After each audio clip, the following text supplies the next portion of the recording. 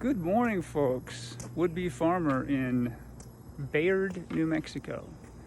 We have been here since last November, so this is August. So about 9 months. We left Florida, Central Florida, Putnam County, the Crescent City area. Left that November 15th, I suppose, somewhere around there. So anyway, I'm going to go over a little bit of what we've done here, what we have going on. All right, in the front here, when we got here, the front was all plastic covered with this red lava rock. They wanted something that was quite simple, no maintenance. But as you can imagine, with the plastic over the hard clay soil, basically a hard pan, there was no life there, and we knew we wanted to grow. We wanted to get some fertility into the soil. We wanted to increase the biology. We wanted to grow things. Right now, and this is because we have, well, let's just say we have free-range kenneling here in this part of New Mexico. There's quite a few dogs that run loose. Anyway, so the only real plan I had here was to grow a couple of mulberry trees up front. They do pretty well. They're relatively low maintenance. They produce well here. So I've got one here, a baby, and one there as well. And I've made friends with the loose dogs that run around, and it's okay, I guess. It's okay. But we put clean sheep manure up here, lots of wood chips, and we threw a mix of cover crops. We've got buckwheat, millet, some field peas, beans, all kinds of legumes in there, clovers, and a few others. And I also took a bunch of flower seeds that I had and just threw them all over the place as well. So we've got all kinds of seeds that we're putting here. We added this fence up front for obvious reasons to separate separate zones, if you will. So we wanted to keep the dogs, just keep their zone to a minimum.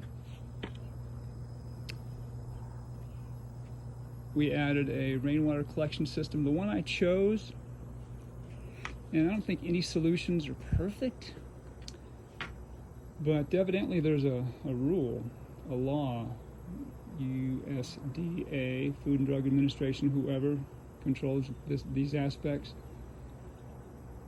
These food grade barrels can't be reused for food industry. They get used once.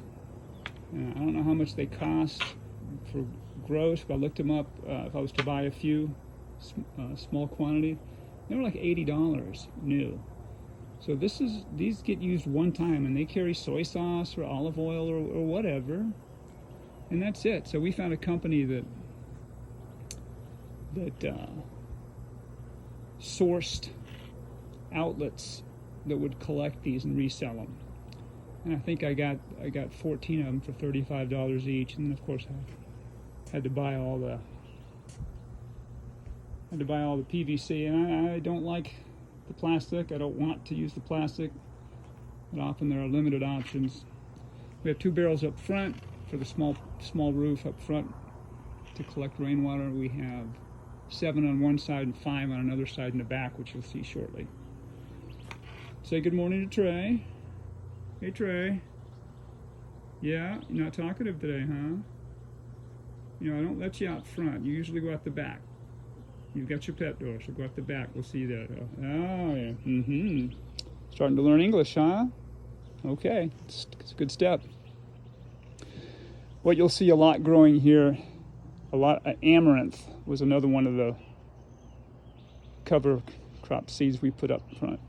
I actually like this amaranth. I think it looks fine. It's not the big, showy, flowery type of weed or plant. I think it's doing fine. I think it's beautiful. And we've got chives growing in a couple of spots. You'll probably see a few beans growing here and there. I planted tomatoes and peppers. Tomatoes did okay. Peppers didn't they didn't do much at all, but I wasn't expecting them to. Generally, it was just a matter of getting seeds, getting things planted, getting some things going to get the biology headed in the right direction. Get that biology headed in the right direction. Get some life back in the soil. Get organic matter, wood chips, get the life going.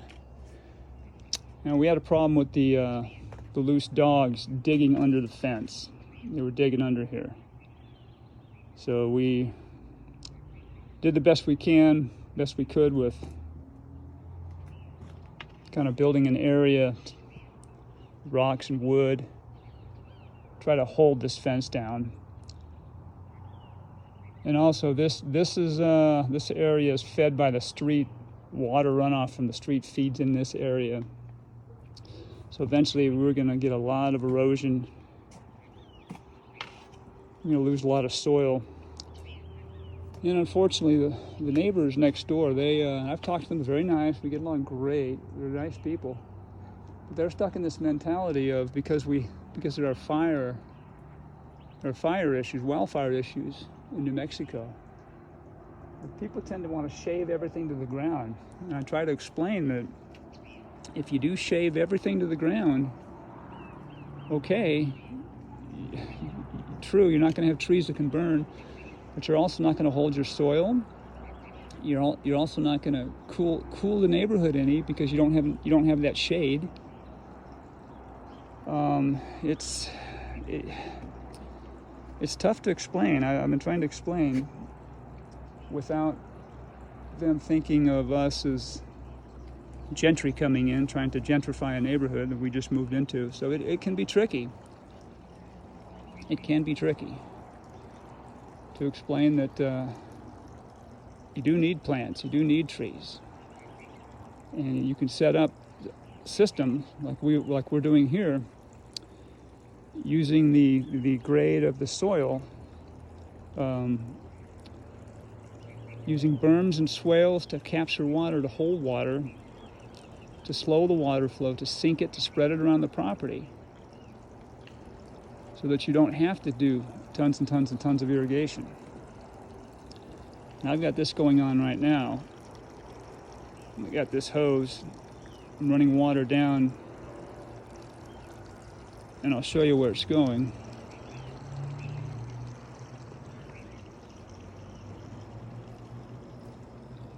It will run down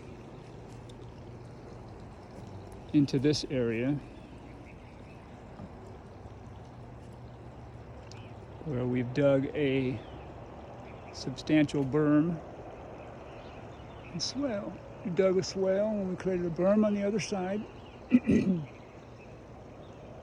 hold the water. And this area being a low point, you can see the water starting to filter down here now. And I've got a currant planted here. There's a bird of paradise and a couple other plants here. So that will benefit from that water. And I do augment. I do take water that we get off our roof, that we capture. I do use that for irrigation as well. But we've tried to design a system here that does hold the water. We've been going through a drought. I think we have 6 inches for the entire year, and we probably should have about 9 by now. So it's not horrible, but it's not always just the totals of rainfall. It's when do you get those totals? When do you get the rainfall, and can you hold it? Can you hold it on the property? You know, it might not be very easy to see the depth here, but if you do dig out some areas, create some basins, some water catchments, some swales, you absolutely can survive on a lot less water than you think as far as growing plants and trees. And just to give you an idea of that, there are several trees in the alley behind our house here that produced apricots. This tree right next door here, and I'll point to it, it's kind of hard to see right there, that's a pear tree. And we've already pulled off a few fruit from that tree. They don't water it. They don't irrigate it at all. This tree right there in the front next to our house, that is an apricot tree, and we pulled plenty of apricots off that tree. Nobody watered that one. So we're going to be okay. We're going to figure it out. As you can see, we have things growing here. And hopefully our goal is going to be, eventually we do no watering if possible. But it may be that we have to just do some spot watering, some spot irrigation. And understanding that I am probably going to always be planting trees. I will always have seedlings that will need some irrigation water. But if we can get to the point where the only water I use is water we've captured off the roof for nursery plants and spot watering, then that's fine. If I can get to the point where we don't use any more municipal water, that will be fantastic. But we have to do it now to get this place established. Anyway, that's my very unprofessional video. I hope you all are doing well. And if you get a chance, plant a tree.